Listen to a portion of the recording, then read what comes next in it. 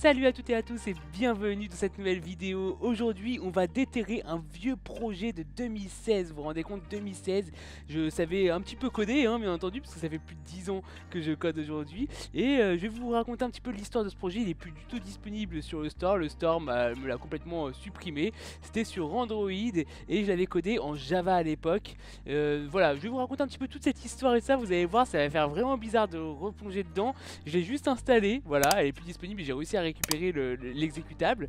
Je l'ai juste installé, je l'ai pas réouvert, je vais voir si elle a bien vieilli ou non. Ça va être hyper intéressant. Mais juste avant tout ça, cette vidéo est sponsorisée pour la toute première fois de cette chaîne par Itop VPN. J'ai vraiment choisi ce sponsor, j'ai accepté, c'est rare, j'ai eu plusieurs démarches, mais celui-ci je l'ai accepté, c'est vraiment pas pour rien parce qu'il est complètement gratuit. En tous les cas, il y a une version complètement gratuite et ça va vraiment vous plaire. Je vous explique tout ça en voix off. Avant de vous montrer comment avoir accès au catalogue des États-Unis, parce que je vous connais, c'est ce qui vous intéresse dans un VPN, testons rapidement ce que nous permet Itop VPN.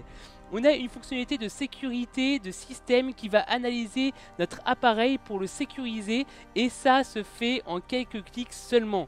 On a aussi la possibilité d'analyser l'appareil pour la protection de la vie privée. Et ça, personnellement, je trouve que c'est primordial en vrai. Bon, allez, assez attendu, allons tester Itop VPN pour voir si on a vraiment accès au catalogue américain. On peut choisir un VPN pour Netflix par exemple, mais pour changer, choisissons Disney+. En un clic, on se connecte au VPN qui nous redirige vers Los Angeles. La plage, les cocotiers, enfin vous avez compris quoi. Quand on se connecte à Disney+, on a bien un message nous disant qu'on a pris des vacances, si seulement, et qu'on a accès à un autre catalogue de films. Cherchons le film Les Éternels qui est disponible seulement aux États-Unis et au passage qui est vraiment bien. Je l'ai vu au cinéma il y a quelques temps maintenant et je peux vous dire que j'ai vraiment envie de le revoir ce soir, donc je sens que je vais le revoir là. On va voir s'il est disponible. Et oui, j'y ai bien accès. J'ai vérifié que je n'y ai pas accès en France, on peut le voir sur mon smartphone juste à droite là. Avant de terminer cette présentation, n'oubliez pas qu'un VPN sert surtout à sécuriser votre connexion. Il va donc changer d'adresse IP pour vous et vous localiser à un autre endroit. Vous pouvez ensuite aller sur internet ou sur vos applications favorites en toute sécurité. L'avantage d'Itop VPN par rapport à ses concurrents est qu'il y a une version gratuite qui vous donne accès à des VPN en France, aux États-Unis, au Japon, en Angleterre et plein d'autres pays. Donc vous pouvez le télécharger sereinement et le tester déjà comme ça. En plus, il est disponible sur Android, iOS, Mac et Windows. J'ai aussi vérifié les avis sur le store Android et ils sont vraiment encourageants. Donc vous ne perdez vraiment rien à le télécharger. Je vous mets un lien en description de la vidéo pour le télécharger sur vos appareils gratuitement. Donc profitez-en, sautez sur l'occasion. Allez, maintenant que la présentation est faite, on continue la vidéo. Allez, c'est parti pour tester l'app. Voilà, elle s'appelle SMS Calendar. J'avais deux versions. Une version complètement gratuite et une version pro qui était payante, je crois, à 1 € sur le store. Voilà.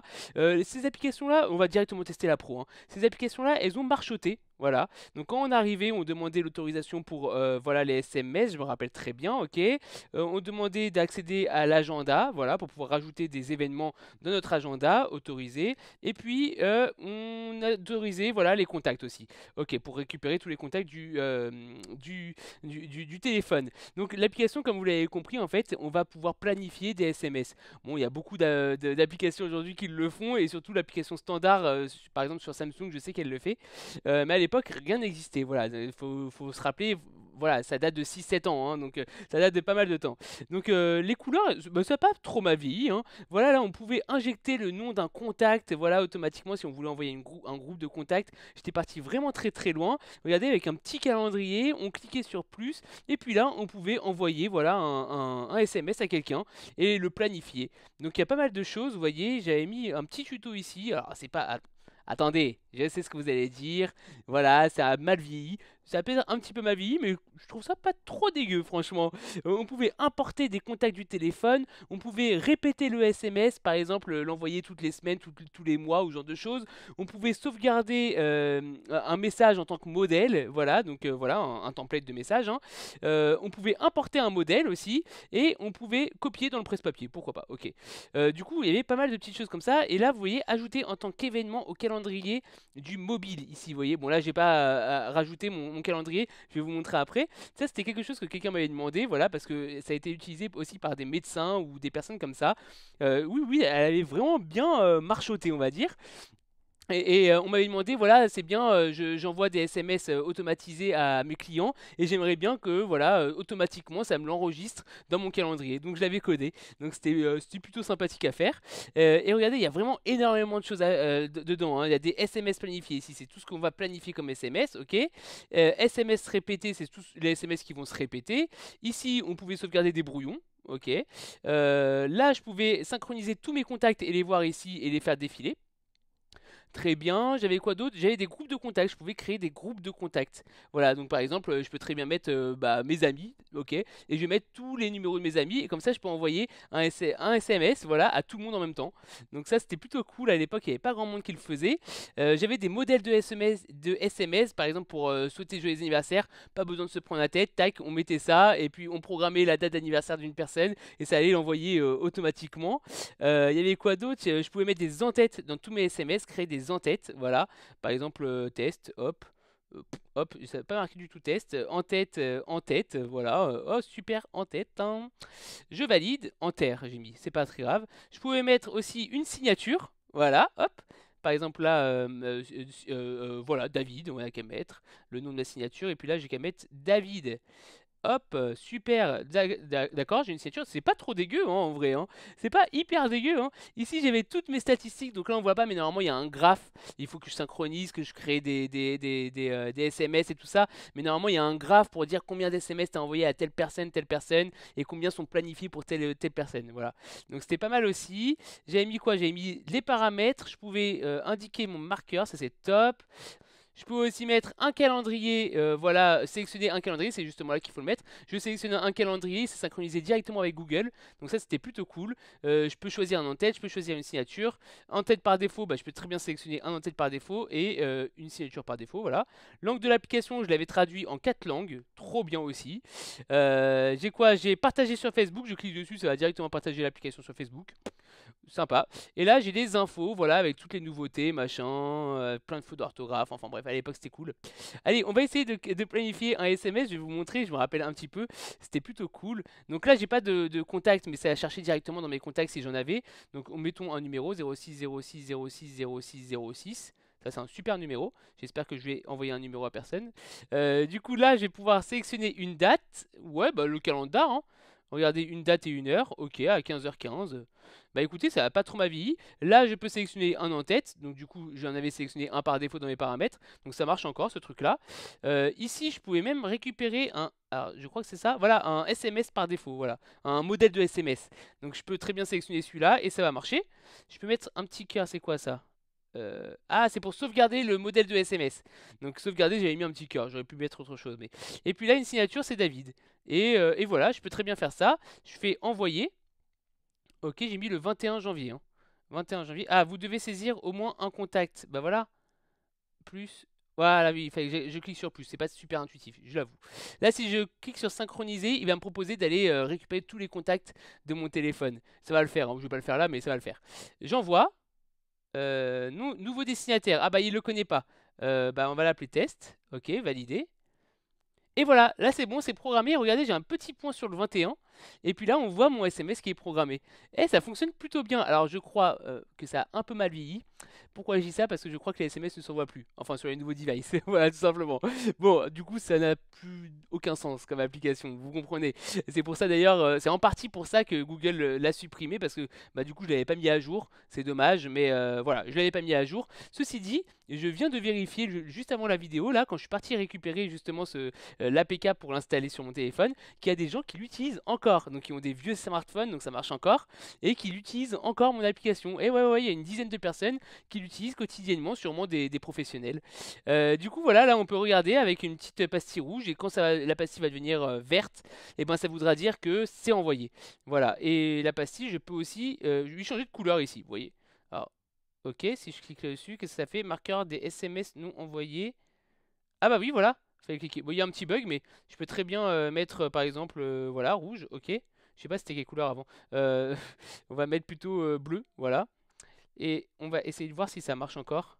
Ouais, c'est devenu bleu, la petite pastille est devenue bleue. Donc c'est tout petit, hein, je sais pas si vous le voyez sur votre écran, c'est tout petit, c'est en dessous le 21, il y a une petite pastille bleue.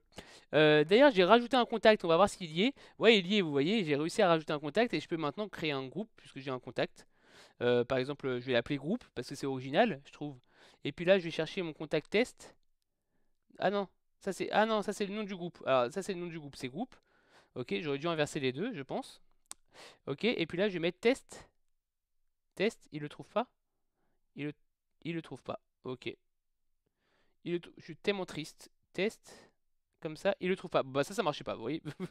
Ça marchait pas, il l'a pas trouvé. Normalement, il était censé aller chercher dans ma liste de contacts. Mais il l'a pas trouvé. Ok. Bah j'ai dit, hein, ça a peut-être un peu mal vieilli. Combien de temps j'ai mis pour le coder, ce truc-là, d'après vous? Allez, dites-moi dans les commentaires, d'après vous, là, comme ça, vous mettez pause. Vous me dites dans les commentaires combien de temps j'ai pu coder tout ça. Voilà. Combien de temps, d'après vous? C'est... voilà, je vous donne un petit indice. J'avais vraiment pas le temps et je vais vous expliquer pourquoi je l'ai codé aussi. J'avais vraiment pas le temps de le coder. Bon allez, je vous donne la réponse. C'est très simple en fait, j'ai mis exactement 5 jours. 5 jours, une semaine pile poil, j'avais pas plus de temps pour le coder en fait. J'ai mis 5 jours pour le coder et j'ai mis sur Store. Pourquoi je l'ai codé en fait? Parce que j'étais professeur à l'université de Marne-la-Vallée, voilà. Je donnais des formations de code Android, hein, de programmation Android plutôt. Et puis je devais inventer un examen, voilà, pour à la fin de la formation. C'est une formation aussi qui durait 5 jours. Et l'examen c'était, vous avez libre choix, vous devez coder une application Android, voilà, vous faites ce que vous voulez. Et du coup, je me suis prêté au jeu. Je me suis dit, bah attends, je demande à mes élèves, je vais montrer que c'est faisable. Et donc, du coup, je me suis dit, voilà, j'ai 5 jours pour coder une application. Alors, bien entendu, c'était pas 5 jours entiers. J'ai dû coder 2-3 heures par jour sur cette application-là. Mais je trouve quand même qu'en 2-3 heures par jour, en 5 jours, c'est quand même plutôt pas mal comme application, hein. Alors, je mens, le truc du calendrier, je l'avais codé après parce que finalement, l'application, elle a marché un petit peu sur le store. Je vais vous révéler aussi à peu près combien j'avais gagné parce que j'ai plus vraiment les chiffres, mais je les ai un petit peu en tête, et combien j'ai eu aussi d'utilisateurs. Mais du coup, voilà, quand je suis arrivé avec mes élèves, j'aurais dit voilà, moi j'ai joué le jeu, je l'ai fait le truc, il est même sur le store. Donc mes élèves étaient partis le récupérer sur le store aussi, et ils l'ont testé. D'ailleurs, petite anecdote sur ça, d'ailleurs s'il se reconnaît, il saura de qui je parle. Regardez bien la version gratuite maintenant. Alors hop, je switch. Voilà, la version gratuite, elle ressemble beaucoup, hein, c'est juste qu'il y a beaucoup de publicité. C'est quoi ça? Hop, ouais là voilà, j'ai juste mis un truc pour télécharger la version pro, ok. Et en fait ici j'avais un truc qui s'appelle publicité qui marche plus du tout d'ailleurs.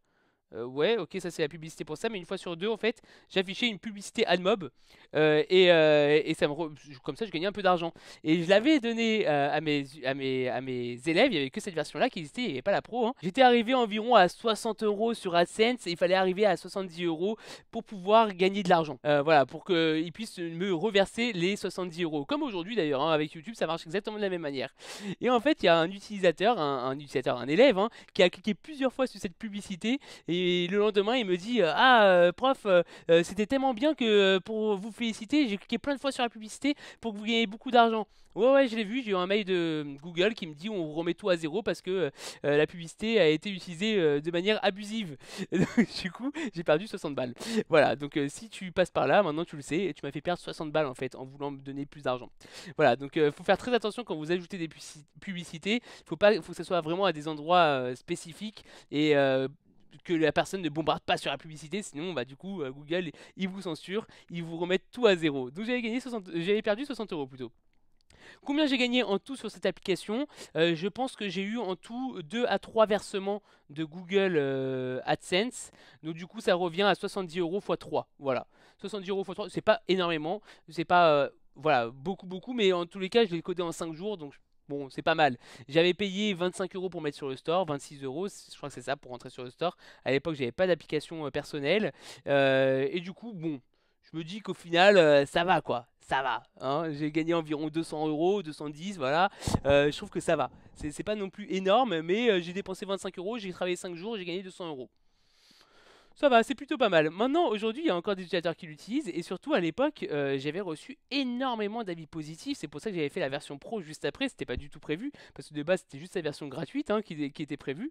Du coup, étant donné qu'elle a marché, il y a plein de professionnels qui m'ont dit il me faut absolument une version avec ça. Ok, mais dans ce cas-là, tu payes. Je la fais à 1 €, ça va. Et du coup, la version pro a été aussi téléchargée une trentaine de fois, je crois. J'avais gagné 30 €, quelque chose comme ça, avec la version pro ou 40 €, je sais plus exactement. Mais aujourd'hui, la version pro est encore utilisée par des professionnels. C'est ça qui est chouette. Et pour la petite anecdote, parce que j'ai encore une anecdote à vous raconter sur cette application, eh bien, j'avais aussi une école en Inde qui m'avait contacté et ils m'ont dit votre application elle est géniale, j'aimerais bien prendre un abonnement, enfin la version professionnelle pour tous nos élèves. Pourquoi? J'en sais trop rien, d'accord? Mais il voulait voilà, un abonnement, enfin 200 applications pro. Il m'a dit, mais par contre, il me faudrait 3-4 codes promo pour qu'on puisse tester la version pro avant. Je dis, bah écoutez, tenez les 3-4 codes promo, ça me coûte rien du tout à moi. Et puis surtout, si en plus de ça, derrière, vous m'en achetez 200, ça me fait 200 euros quoi. Hein, 1 euro l'application, ça me fait 200 euros. J'ai envoyé les 3-4 codes, voilà, donc ils ont pu la télécharger, j'ai vu qu'ils l'ont téléchargé l'application, et j'attends toujours en fait, hein. Voilà, donc si vous voyez la vidéo aussi, n'hésitez pas, hein, je vous envoie l'application gratuitement maintenant du coup, puisqu'elle est même plus sur Store, je vous envoie l'APK, mais j'attends toujours en fait, hein, voilà, donc faut faire très attention, à l'époque j'étais un peu naïf, je donnais des codes promo comme ça et tout ça, mais en même temps, c'est vraiment pour une première expérience sur le Store, individuel parce que ça fait plus de 10 ans que je code sur Android, donc du coup j'ai déjà mis des applications sur le store, mais des grosses applications. Là c'était une petite application, c'était ma propre expérience en fait, hein. C'était ma propre expérience, j'avais vraiment envie de savoir voilà comment ça marche. Donc voilà, c'était le petit test de cette application. Je trouve qu'elle a pas trop mal vieilli. Dites-moi en commentaire ce que vous en pensez. Moi je trouve qu'elle est pas si mal que ça, elle a pas trop mal vieilli. Elle est plutôt propre. Il y a une version payante, une version gratuite, elle est plutôt disponible sur le store, donc n'essayez pas de la chercher. Mais en tous les cas, ça va, hein, je me débrouillais en 5 jours. À l'époque, c'était plutôt pas mal ce que j'avais réussi à faire. Je n'ose même pas ouvrir le code. À mon avis, il est illisible, hein. Je pense que j'avais vraiment très mal codé. En 5 jours, vous vous doutez bien qu'une application aussi complexe, on la code pas en 5 jours normalement. Et voilà pour cette toute petite vidéo. J'avais envie de vous sortir une petite vidéo parce que juste prochainement, il va y avoir des très grosses vidéos qui vont sortir. Une où on va apprendre à créer un site web avec Flutter. Tout est prêt, je dois attendre juste un moment de calme pour pouvoir tourner la vidéo de manière correcte. Voilà, parce qu'il me faut au moins 3-4 heures pour la tourner. Après le montage, ça fera environ 1 heure, je pense. Donc ce sera une super belle vidéo. Je suis hyper content de vous montrer ça. N'hésitez pas à vous abonner et à activer la cloche, surtout pour ne rater, surtout pas rater ça, voilà, je n'ai même pas les mots, voilà, je n'ai même pas les mots, surtout ne ratez surtout pas ça, donc abonnez-vous et activez la cloche, c'est complètement gratuit et vous serez notifié. Normalement c'est l'une des prochaines vidéos, là, la prochaine peut-être même, qui va sortir sur cette chaîne, donc n'hésitez vraiment pas à le faire. Laissez un gros pouce bleu sur cette vidéo, j'ai encore plein d'autres projets qu'il faudrait que je déterre, voilà, pour vous les présenter. Si ça vous plaît, n'hésitez vraiment pas du coup à mettre un gros pouce bleu, à me le dire en commentaire, et je vous déterrerai aussi d'autres petits projets comme ça que j'avais fait avec leurs petites histoires qui vont avec, combien j'ai gagné, etc. Ça peut vous intéresser, hein, ou pas, mais en tous les cas c'est des vidéos un petit peu plus fun sur cette chaîne. N'oubliez pas le sponsor de cette vidéo, eTop VPN, c'est complètement gratuit, j'ai testé pour vous, les avis disent que c'est vraiment top aussi. Moi je vais continuer à l'utiliser, ça c'est mon avis personnel parce que vraiment c'est plutôt correct, surtout que je peux accéder au catalogue Netflix et Disney Plus et compagnie des autres pays, donc je vais continuer à l'utiliser. N'hésitez pas, le lien est en description, c'est un seul clic. J'ai trop hâte bien entendu de vous retrouver pour une prochaine vidéo, je vous dis à très vite, ciao ciao.